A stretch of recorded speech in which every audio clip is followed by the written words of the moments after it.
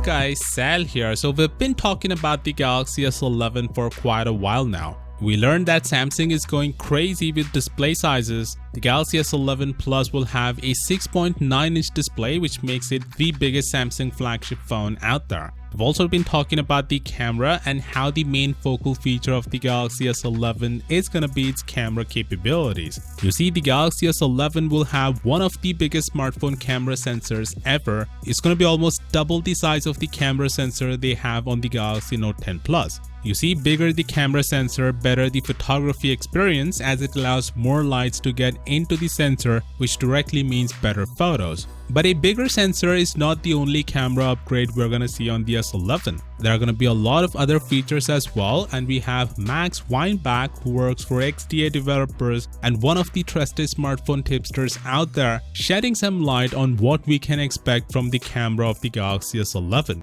He made a series of tweets talking about the Galaxy S11's camera. He says the Galaxy S11 will be a camera beast and a video beast. He says the S11 will have the best photo and video recording capabilities, and it will destroy smartphone video next year, like beating the iPhone 11 Pro, which right now takes the best smartphone videos. The iPhone 11 Pro saw the biggest camera upgrade that Apple has done in a while. Even though it looks like it does the job really well. So Samsung making a phone that will beat the iPhone 11 Pro's videography as well as the photography makes me really excited for the Galaxy S11. By the way, the Galaxy Note 10 takes amazing photos. But since Samsung didn't include any new camera hardware, while companies like Apple and Huawei focused mainly on the camera this year, that put Samsung a little behind. But thankfully, it looks like Samsung will get ahead and set new benchmarks with smartphone photography. By the way, Max didn't end there. He tweeted that we'll get video night mode for the first time in 2020.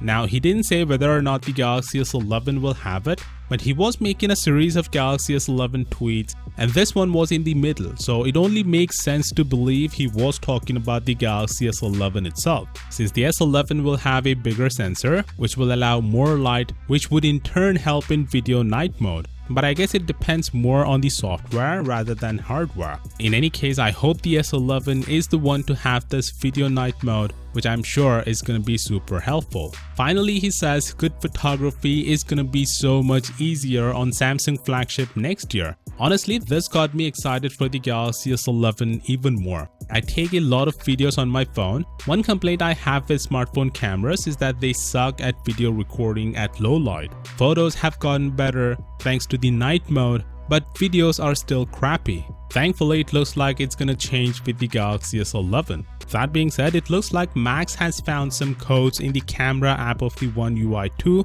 and he knows a lot more than what he said today, which he will reveal very soon. So when he does, I'll make sure to cover that as well, so you can consider subscribing if you haven't done it already.